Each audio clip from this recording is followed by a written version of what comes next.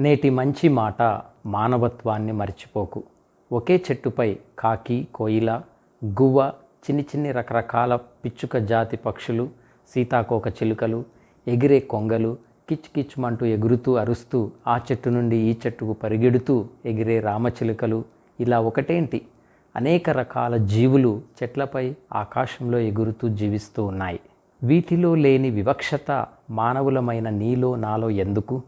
తారతమ్యం ఉన్న చోట భగవంతుడు కూడా ఉండరని తెలుసా?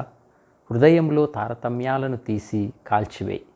నా కులం, నా మతం అనే నీ ఒక్క కులంపై, నీ ఒక్క మతంపై మాత్రమే ప్రేమ కూడదు. అన్ని కులాలను, అన్ని మతాలను గౌరవించు. కులపిచ్చి, మతపిచ్చి ఉన్నవారు ఉన్మాదులతో సమానం. సాటి మనిషిలో భగవంతుని చూడగలుగు. ఏకత్వంలోనే భగవంతుడు ఉన్నారు. నీ కులం, నీ మతం కాకుండా మిగతా అన్ని కులాల వారిని, మిగతా అన్ని మతాల వారిని సృష్టించినది భగవంతుడే అనే సత్యాన్ని తెలుసుకో. నిజమైన భగవంతుడు ఎవరో నీ ఆత్మసాక్షితో కనుగొని ఆ భగవంతుణ్ణి పూజించు. పరమత, పరకుల నీ సాటివారిని హింసించకు, చంపకు.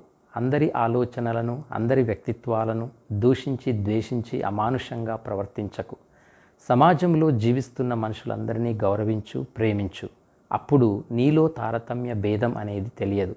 సర్వసృష్టి, అందులో అందరూ సుఖంగా ఉంటేనే అందరితో నీవు, నేను, మనమందరము సుఖంగా ఉండగలం.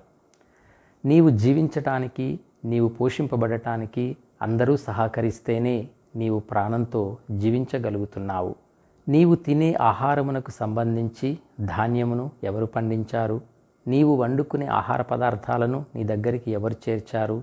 ఎంతమంది చేతులు మారి ఉంటాయి?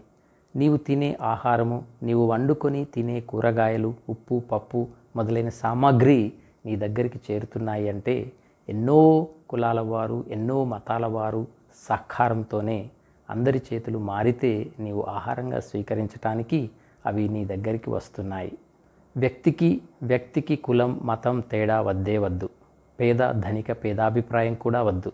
ఇతరుల కంటే నీవు ధనికుడు అయితే నీవు భగవంతునికి కృతజ్ఞతలు తెలుపుతూ పేదవారికి సహాయం చేయి.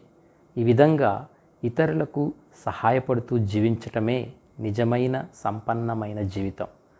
నువ్వే తిని నువ్వు బయటికి వెళ్తే నీకు పుణ్యం ఏమి వస్తుంది? పుణ్యం చేసుకొని భగవంతుని దగ్గరకు చేరుకోవటమే నిజమైన మానవ పుణ్య జీవితం అంటే.